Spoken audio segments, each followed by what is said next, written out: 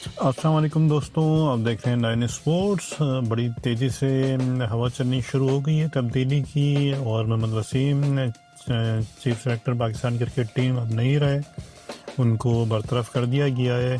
आज एक ईमेल के ज़रिए उनको इन्फॉर्मेशन दी गई कि अब मज़ीद कंटिन्यू नहीं कर सकते हैं आप क्रिकेट बोर्ड के साथ। और वैसे ही जिस तरह की सिलेक्शन कर रहे थे मोहम्मद वसीम साहब, स्पेशली जब 3-0 का वाइट वॉश हुआ इंग्लैंड के ख़िलाफ़ पाकिस्तान को तारीख़ में पहली दफ़ा, तो उसके बाद से वैसे ही वो निशाने के ऊपर थे मोहम्मद वसीम साहब, और इस तरह से उनको फारिग कर दिया गया है सिलेक्शन कमेटी के एज ए चेयरमैन। 2 साल वो अपने इस ओहदे पे फाइज रहे मोहम्मद वसीम। 2020 में उनका अपॉइंटमेंट हुआ था और अब जाके उनको यहाँ पे फारिग कर दिया गया है। सिलेक्शन कमेटी के हवाले से जिस तरह का टाइम गुजारा है मोहम्मद वसीम ने, हमेशा सीरीज़ में इस तरह के उनके प्रॉब्लम आते रहे हैं सिलेक्शन के हवाले से, और जब टीम सेलेक्ट की है उन्होंने एक ना समझ में आने वाला सिलसिला था, और अजीब-व-गरीब उनकी मंतक भी होती थी हर बार सिलेक्शन की कि ये टीम बेस्ट स्क्वाड पे मुश्तमिल है और बहुत अच्छे रिज़ल्ट देगी, और काफ़ी चीज़ें हमने नोट की हैं, लेकिन रिज़ल्ट उस टाइप का नहीं दे पाई हमारी कौमी क्रिकेट टीम। ठीक है, T20 के फ़ाइनल में हमने खेला भी, उसके अलावा कोई ख़ास कारकर्दगी इस हवाले से नहीं आई, और काफ़ी जो मुस्तहिक प्लेयर थे वो नहीं आ सके टीम के अंदर। और उसकी सबसे बड़ी मिसाल फवाद आलम है, जिस तरह से वो बेचारा 10 साल के बाद उसका कमबैक हुआ और सिर्फ 1-2 इनिंग उसकी अच्छी नहीं गई, और जिस तरह से उसको ड्रॉप किया गया वो बिल्कुल भी अच्छा नहीं था। इसके अलावा भी बहुत सारे फैसले ऐसे रहे मोहम्मद वसीम के जो बिल्कुल भी हक में नहीं थे पाकिस्तान क्रिकेट टीम के लिए, और एक अच्छा फ़ैसला है यहाँ पे मोहम्मद वसीम का, स्पेशली सिलेक्शन कमेटी से बाहर करके उनको ये बहुत अच्छा काम किया है पीसीबी चेयरमैन नजम सेठी साहब ने। लेकिन इस बात में भी कोई दो राय नहीं है कि सबसे मुश्किल सीट अगर पीसीबी मैनेजमेंट में कोई है तो वो चीफ सेलेक्टर की होती है, क्योंकि हर तरफ से उनको सवालात का सामना करना पड़ता है। टीम अगर ठीक कर जाती है तो यहाँ पे वाह हो जाती है चीफ सेलेक्टर की, लेकिन जैसे कोई बैड परफॉर्मेंस आती है तो सबसे पहले सवालात चीफ सेलेक्टर के ऊपर ही उठते हैं।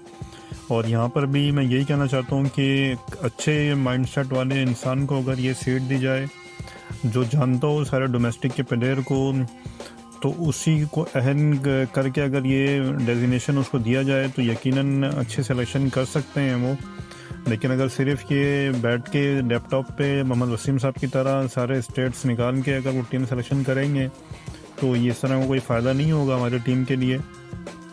और अब देखना ये है कि इस हॉट सीट के लिए अब कौन सा नाम सामने आता है।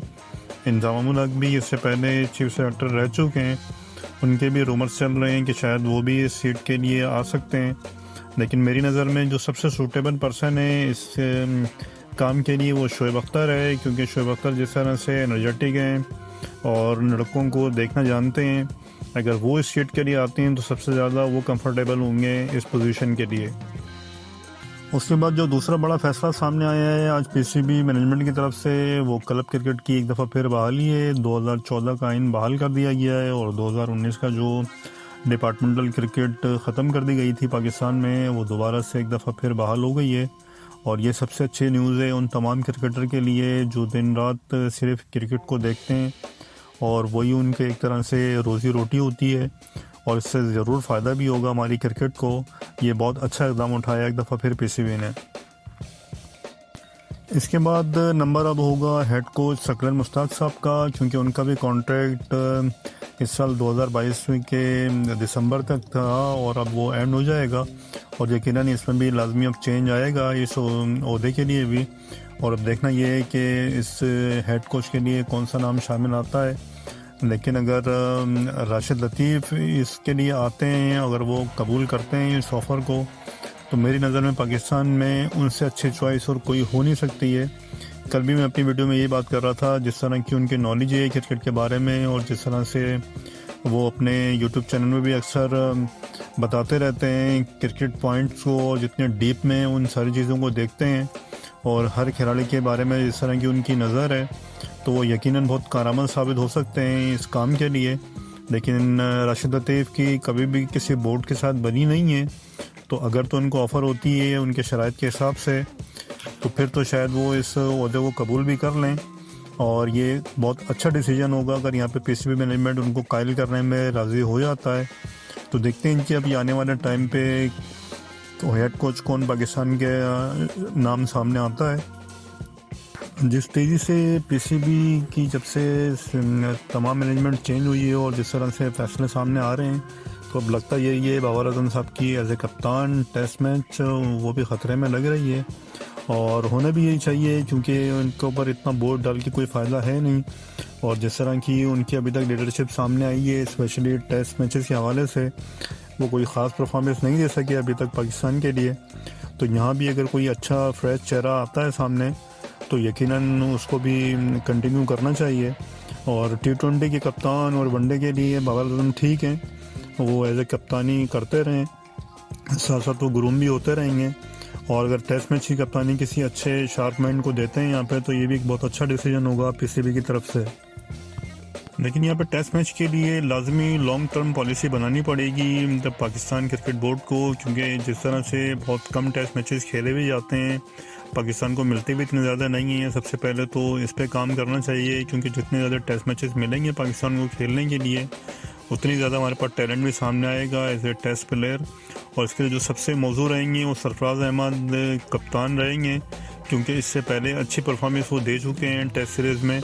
और अगर बिल्कुल सेपरेट टीम हमारी बन जाती है टेस्ट टीम, तो उससे अच्छी चॉइस सरफराज अहमद के अलावा और कोई नहीं हो सकते हैं एज ए कप्तान। अच्छा एक्सपीरियंस भी है उनका और लड़के भी सारे कंफर्टेबल रहते हैं उनके साथ। तो यहाँ पे ज़रूर ये चेंज लेकर आना चाहिए। और रिजवान को सिर्फ अगर हम महदूद कर दें वाइट बॉल फॉर्मेट में, अब दुनिया में हर जगह पे ऐसे ही हो रहा है। और जहाँ ज़रूरत पड़े 2 विकेट कीपर भी अब खेलते हैं क्रिकेट में, कोई इस तरह की प्रॉब्लम वाली बात नहीं है। तो ये एक मंतक हमारे पास बना दी जाती है कि नहीं, जो परफॉर्मेंस देते हुए आ रहा है सिर्फ उसी को रखना चाहिए, ये इस तरह की कोई चीज़ नहीं होनी चाहिए। अब बात करें जी इंडिया का मुकाबला बांग्लादेश, दूसरा टेस्ट मैच जो खेला जा रहा है बांग्लादेश में, तो अब तक 80 रन की लीड हासिल कर चुका है इंडिया अपनी पहली इनिंग में। और इंडिया अपनी पहली इनिंग में 314 रन बना के ऑल आउट हो गई। और आज की इनिंग की ख़ास बात इंडिया की तरफ से ऋषभ पंत और जिस तरह से सुरेश अय्यर ने बैटिंग की है, और लग रहा था यहाँ पे तो चौके छक्कों का मुकाबला चल रहा है दोनों के दरमियान में।